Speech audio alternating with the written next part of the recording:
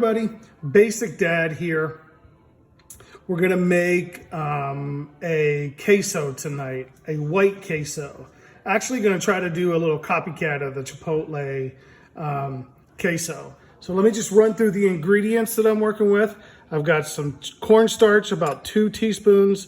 I've got some butter, Monterey Jack cheese, some extra white or extra sharp white cheddar. Can't have white queso without white cheddar. I've got a cup of milk. I've got a serrano pepper. I've got an onion. I'll use a little bit of onion. Got some garlic, tomato, poblano pepper. Not going to use this whole thing. I'll probably just cut a side off of it. And I got 2 cups of heavy cream and seasoning. As always, my seasoning is just 4 parts. It's 1 part salt, 1 part pepper, 1 part onion powder, and 1 part garlic powder. Now, I'm not going to do a traditional cooking video where I show you chopping all these things. I'm going to finely dice the poblano pepper. I'm going to slice the serrano pepper. I'm going to dice up the tomato, the garlic, and onion. And then once I have all that done, I'll come back to you, and I'm going to shred the cheese. Then I'll come back to you. We have diced all of the vegetables, and here I've got the poblano pepper, the serrano pepper. You can see like I finely diced the poblano. I just cut the serrano in circles. Got a little bit of onions, some garlic here, and then the one that didn't make it to the table yet, but the tomatoes. Again, I'm not trying to make it like it's full with salsa. Just so you know, I used about 2½ cloves, 3 cloves of garlic. This is probably a quarter of an onion, and just a little under a half of a very small tomato. And this really is the most complicated part of this process, other than grating the 2 blocks of cheese. Remember, we had the Monterey Jack and the white cheddar that you have to shred. But other than that, it's smooth sailing from here on out. So let's head on over to a pan, and I'm gonna throw these in a pan just to soften them a little bit with some butter. And then we'll add the cream and the milk, and then we'll add the cornstarch with a little bit of water, so the cornstarch slurry to thicken it up. And then we'll melt the cheese, and it's that simple. Let's get this burner lit. Okay, we got it. I'm gonna come in on a medium-low heat just in the beginning. I don't want to burn these vegetables. I'm just trying to soften them up a little bit. Put our pan in there, and we'll get ready to go. Get the butter in. We'll let that start melting. I'm gonna throw a little bit more butter in here. What could go wrong with more butter? We're gonna toss our onions in. Get those in. Like I said, since I'm doing this on a medium-low heat, you didn't initially hear that sizzle. You hear it pick it up now. But again, like I said, I'm not trying to, I don't want to burn the butter, and I'm just trying to soften up these vegetables. We've had those onions go in now for a minute. You know, the other thing that I meant to say, one of the reasons why I want to cook these vegetables as well, again, is the texture in your queso. If you like crunch, just put them in raw after you melt the cheese.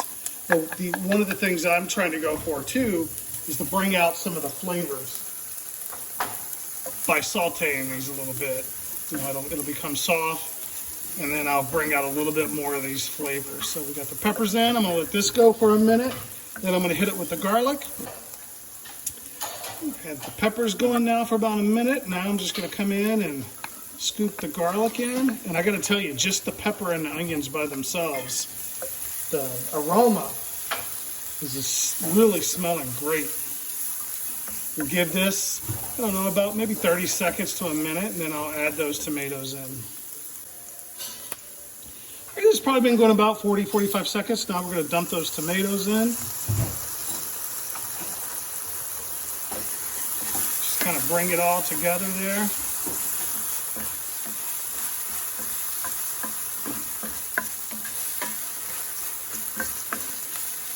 And then what I'm going to do is I'm going to lower the temperature just a little bit. I'm going to pour my milk in. That's 1 cup of milk.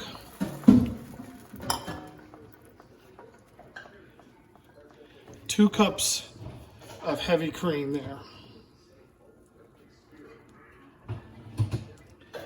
I'll let this mix up for a little bit, come to temperature, and then what I'm going to do, and I'll come back and I'll walk you guys through that, but I'm going to take my 2 teaspoons of cornstarch, hit it with 2 teaspoons of water, and make a slurry, and put that in the sauce here to thicken it up before we start melting the cheese. Okay, we've let this come up to temperature for a little while. Again, I'm not trying to boil it or anything to that effect. I'm just trying to get it warm enough that when we start putting the cheese in it, that will melt, but I also want to get all these flavors infused. I did take the cornstarch, that was 2 teaspoons of cornstarch, and I mixed in 2 teaspoons of water to create a slurry. And then I'm going to pour this in, and this should start to help and thicken this sauce up. If it doesn't, you can add a half a tablespoon or teaspoon of cornstarch and water as you go along to get it to your desired thickness. I just want to thicken this cream sauce up, and then we're going to start adding the cheese. Here's also the time I'm going to come and hit it with my seasoning. Again, just salt, pepper, garlic powder, and onion powder. I'm going to hit that in. Okay, we've got this now to where it just kind of starting to bubble. And I'm going to add the Monterey Jack Cheddar in first. I'm not going to dump it all in. I'm going to add it in kind of pieces because I really want to give a chance for the cheese to melt. So the temperature's on low. Like I said, I just want the cheese now to start melting, and I'll come in and stir, and we'll keep adding cheese. So you can't really have white queso without white cheese. So let's add the white cheese. I'm going to do the same process.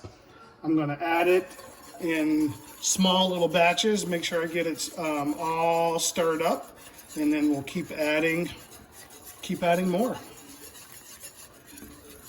Okay, we've got all the cheese mixed in.